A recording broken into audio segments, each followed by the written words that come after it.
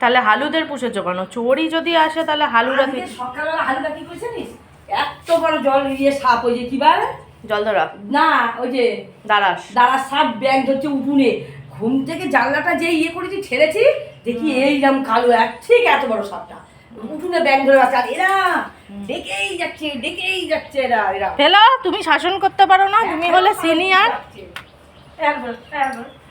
Hello, এ কি করমচার আচার বানাবে নাকি? কি করলো? আমি ওকে হঠাৎ করে উঠে পড়েছি, আমি তো চিৎ হয়ে পড়তাম মুম্বি খেয়ে, জানিস।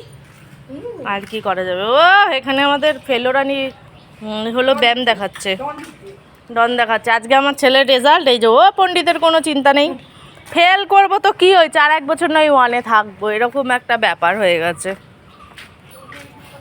কোনো দুঃখ নেই। কালকে আমি বলেছি তুই ফেল করবি, বলেছি কি আছে ফেল করব, আমি আর একবার থাকবো।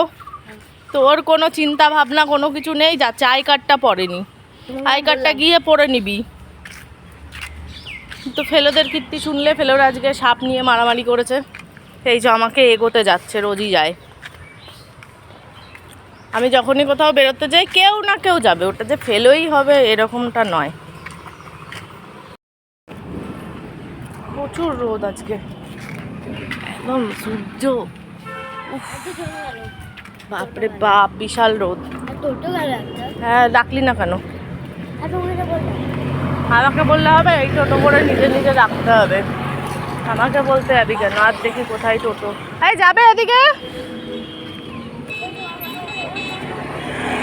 ওই তো একে ডেকে ফেললাম, থাক।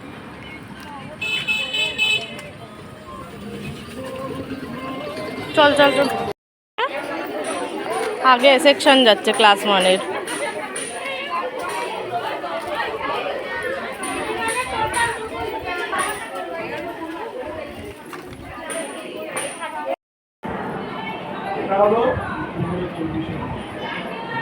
জুলাইয়ে আমরা মোটামুটি 9 তারিখ থেকে ফার্স্ট ইউনিট টেস্টের তো আজকে রেজাল্ট, আর স্যার ছাত্রদের উদ্দেশ্যে কিছু কথা বলবার পরই একদম রেজাল্ট দিয়ে দিয়েছে সবার গার্জেনদের হাতে। অন্যবারে যখন রেজাল্ট বেরোয় তখন স্কুল ছুটি থাকে, এবারে আর ছুটি দেয়নি। আর তোমরা তো দেখতেই পাচ্ছ চিকুর রেজাল্ট, চিকু এবছর ফার্স্ট পজিশানেই রয়েছে। আর এই যে সবেতেই মোটামুটি ভালো নাম্বার পেয়েছে। আর এইবারে হলো বাড়ি চলে এসেছি, দুপুরবেলা রান্না দেখায়, এটা হলো লাউ চিংড়ি। যা গরম পড়েছে, লাউ চিংড়ি খেতে কিন্তু ভালোই লাগে। আর আমার সব থেকে প্রিয় মাছ হলো ইলিশ, আমি ইলিশ ভাপা খেতে প্রচণ্ড ভালোবাসি। আর আজকে আমাদের লাঞ্চে রয়েছে ইলিশ ভাপা, এই যে কলা ভাজা, আমার কলা ভাজা একটুও ভালো লাগে না, তবে খেয়েছি। আর এটা হলো বাসি বোয়াল মাছের তরকারি, এটাও ভালো, তবে ইলিশের কাছে যে কোনো মাছ হলো ফিকে।